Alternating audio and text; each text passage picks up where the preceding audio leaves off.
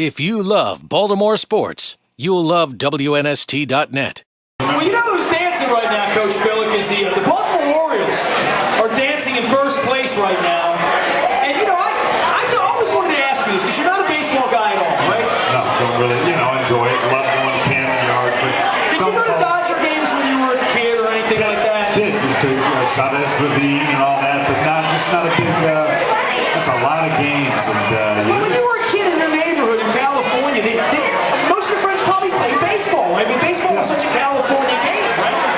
Yeah, but I was just playing basketball and football. Somebody just never picked up. The idea of standing 90 feet away from a guy and letting him throw a rock at my head, I don't know. Do you think it's better to have Ray Lewis try to take your head off? Really? Well, at least I can do something with that. I mean, I just, for some reason, it just never appealed to me. Yeah, I mean, and you showed up here, and baseball was the king of the city when you got here. And football was, you were obviously one of the people that built it to be what it is. I mean, just over the years, to see the atrophy of baseball here, that you have been in Baltimore now 15 years, give or take, and have never really seen anything other than the shadow of what the Orioles are. And you kid me privately about it, but, I mean, deep down, you know this was an Orioles town because that's what you inherited. Yeah, and it's tough because you realize you find it in certain NFL cities that have struggled. Like in Buffalo, you got young kids that don't know that Buffalo Bills were ever any good. Or the 49ers until this year. Yeah, it was a stretch. That's tough. And that's you're right, it's 15 years now. And I remember how it was when I got here. Cal Ripken and the streak and all that going on. And yeah, that is tough. Hopefully they can keep this sustained just because it's good for the city. You can see the energy in the city. People always ask, do you root against another professional team? No, it's all, there's enough there for everybody. If they do good, the feel for the city, it's just everybody does good. The tide rises all ships, so to speak. It's amazing with me because the minute the team starts doing well, people start sending me nasty. I started getting nasty emails right after the ball cleared the wall yesterday. People are sending me FUs on Facebook. They got a lot of ways doing that. They used to have to wait till Monday to call. Now they can email, Facebook, Twitter, text, and they act like I'm against the Orioles. I'm like, no, you don't understand. I walked in here tonight, and when I got here about 3 o'clock, I got here really early. There was no one here. 2 Raven fans came in early. The next 5 fans that came in here wearing stuff were wearing Orioles hats, jackets, and there's a guy in a throwback orange Brooks Robinson jersey. We got Caps fans. I got 2 Ovechkins here at the bar. I mean, there really is something about going full circle. I think coming from Minnesota, you saw that in Minnesota where they had 4 sports. Right. Baltimore didn't have to, Imagine losing a pro hockey team where hockey is just so loved in Minnesota. And that hurt. They ended up getting it back, obviously. But it's part of the culture there. Absolutely. But it shows you that what can happen when it's not addressed. I hope, the stadium issue. They can lose the Vikings now. They are, the commissioner made it very clear. Yeah, that was all well and good. Yeah, I'm just here, not leveling any threats. The roof caved in, man. Literally. So, I hope they get this stadium thing done. Because just imagine if it lasts. Well, we've been through that here. You know what I mean? Right. We've been through that with the football team. So I was going to talk a few off-season things with you.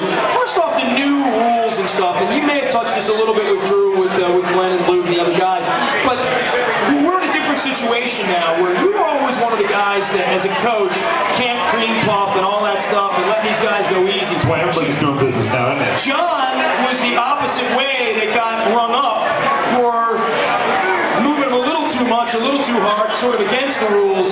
This whole new off-season, I know around our place we're trying to figure out when are the OTAs, when are the mini camps and all that stuff. For you, if you came back into coaching right now, maybe you would have assimilated, but for new coaches, new players, rookies, new systems, which are always going to be endemic in the league, there's always going to be 6 to 8 coaching changes. Does it make a difference this off-season? Because we heard all last off-season San Francisco was going to have trouble competing, and lo and behold, they come a fingertip away going to Super Bowl. I think we saw last year, even with the rules, which I applaud, we still do too much. How do you applaud? Just because we do too much and we go too long. Young players, that's fine, but we had no off-season. We were healthier this year as a league. We sustained it longer as a league. We set incredible records. The energy, the fans get more. You know, you need a little bit of downtime. We do too much with our players. Yeah, first-year players, rookies, do whatever you want to do. But the veterans, the less the better. And you can see it did not hurt the product on the field. For you, the rest of the year, getting ready, I guess you're grandparenting. People always come up and say, what's Billick doing? Thinking, you don't watch NFL Network much, you go to Fox. Because I try to explain to people what your real life is like in the season. Now that you've been through 4 years as an analyst, you have been very wildly on the record as that you're done coaching.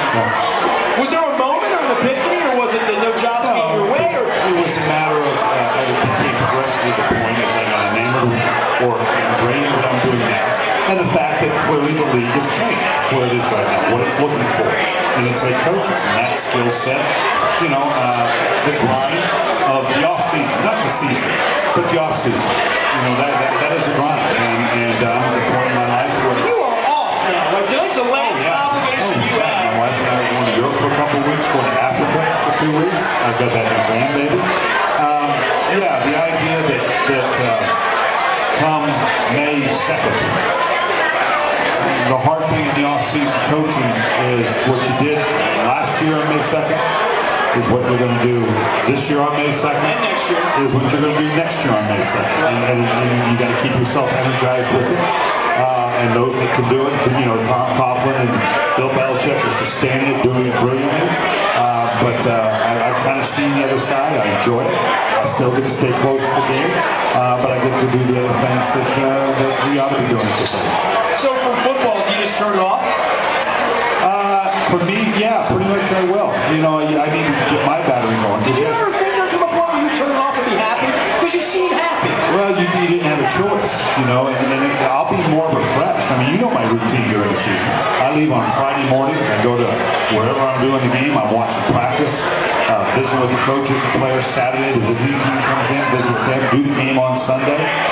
Fly to LA Sunday night, shoot 3 shows Monday, take the red eye back, and spend Tuesday, Wednesday, Thursday looking at, you know, the teams I'm going to have and the commentary on the league. And I mean, you're immersed. It's a real job. Yeah, it's not.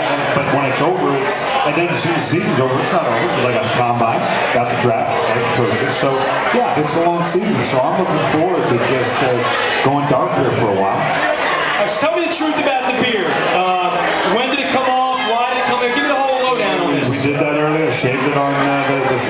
We met. We had that great week where we did the Accelerate group and finished out. I did a series for NFL.com that I had taped it with the beard, so I did the hits all week that way. And then Saturday took them off the suits. Thought I'd look better for the draft without the beard. Plus, I knew they were going to give me an unbelievable ration of grief. So I kind of ruined it for Mayock and Chise and those guys because I knew they were going to beat me up about the beard. And it just went smoothly. Real smooth. All right. Well, I know you've been trying to bucket list me, get me back up to the draft. You always speak so glowingly about it. And the one time I went, I was the first one to greet John Ogden on stage when he got drafted. I have his original hat. I have the first hat in Ravens history. There were only 12 of them made. I have one of them. And I was so bored out of my mind that day in New York that I swore I'd never go back. You're bored in New York? And he's sitting in a hall, sitting next to Eddie Carroll, waiting all night for the Ravens to draft, and then they trade the pick. Just the atmosphere. It was awful. You know, I love it. I love it. The energy, and even for New Yorkers now, we're kind of used to, you know, things going on in the Big Apple. That town gets energized. That Thursday night in particular. Well, you got all those by the time you get to Saturday, you look up at those bleachers up there, at the high seats up there, near the music hall, and there's some interesting looking people. Yeah, I wonder what's going on there Saturday about the 6th round. Yeah, you know. yeah, that was you earned your money there, but it's just a great. I love it, and the city's great, energized. The weather was great. It was a fun week. All right, well, it's always great having you. We had a great crowd here tonight. Give it up for the coach, everybody up here in Bel Air. If you love Baltimore sports, you'll love WNST.net.